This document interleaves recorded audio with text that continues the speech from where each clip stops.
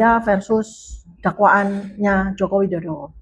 Nah, pertama yang ingin saya sampaikan pada chapter ini adalah tentang pertanyaan banyak sekali orang terkait dengan apakah Pak Joko Widodo akan hadir atau tidak di persidangannya Dr. Tifa di Pengadilan Negeri Jakarta Timur ya, yang sudah jalan ini ya, dan insya Allah hari Kamis esok tanggal 16 Juli akan menjadi sidang yang ketiga dengan ada agenda. Nah, selama ini kan jadi teka-teki, jadi taruhan nih, setiap kali sidang saya diselenggarakan, Jokowi hadir nggak, Jokowi datang nggak, begitu kan terus gitu. Lalu jadi timbul polemik dan spekulasi. Nah, sekarang adalah kita mau melakukan prediksi atau melakukan semacam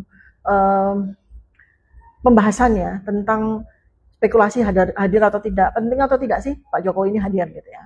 Dari sisi makna hukum, lalu konsekuensi politik ya, dan kemudian juga terkait dengan asas manfaat maupun kerugian andai kata beliau hadir atau tidak. Yang pertama adalah Jokowi dalam kasus ini ya, Joko Widodo dalam kasus ini adalah sebagai saksi pelapor. Saya tuh dilaporkan. Jadi ini kasusnya Pak Joko Widodo, bukan kasus saya. Ya, jadi yang punya gawe, punya perhelatan sampai mulai dari 30 April 2025 ketika beliau datang ke Polda Metro Jaya, ya, itulah mulainya perhelatan itu. Dengan aktor utama ya Pak Joko Widodo sendiri. Lalu ada 12 orang yang dilaporkan, ya. Nah, sekarang yang kemudian sampai jadi si persidangan kan baru saya tuh. Baru saya juara satu saya berarti ya.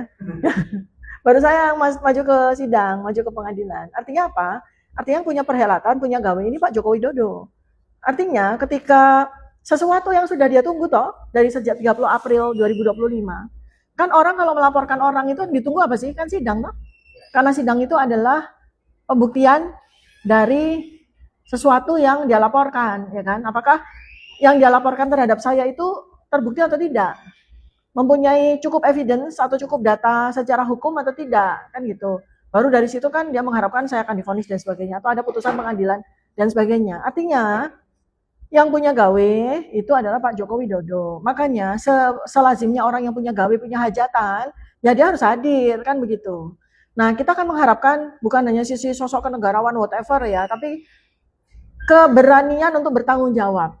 Karena telah membuat beberapa anak bangsa itu hidupnya jadi kacau balau. Misalnya contoh saya ya kan, apa yang terjadi pada saya selama 1 tahun lebih ini? Jadwal hidup saya kacau balau, banyak sekali pekerjaan-pekerjaan yang tidak bisa dilakukan lagi, banyak sekali undangan-undangan di mana saya mesti bicara ataupun mengajar juga akhirnya orang yang mengundang jadi takut untuk mengundang saya.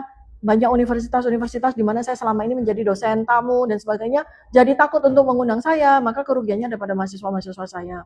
Lalu juga waktu saya, perhatian saya, pikiran saya banyak sekali tercurahkan pada kasus ini. Ya, pada peristiwa ini di mana kenapa? Karena ya saya dikriminalisasikan. Nah, karena itu maka sebagai sebuah wujud pertanggungjawaban hukum, baik sebagai wujud pertanggungjawaban kenegarawanan, ya kita harus menghormati.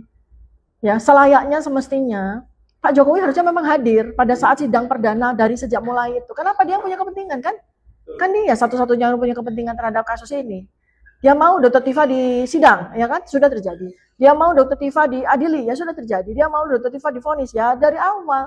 Jangan tunggu aja di rumah lalu nunggu ke apapun yang terjadi gitu ya. Seperti itu. Jadi itu adalah tuntutan dari rakyat. Kenapa? Kita rindu sekali dengan sikap kenegarawanan seseorang yang pernah jadi mantan pejabat, mantan presiden apalagi. Kita membutuhkan itu. Ya, jadi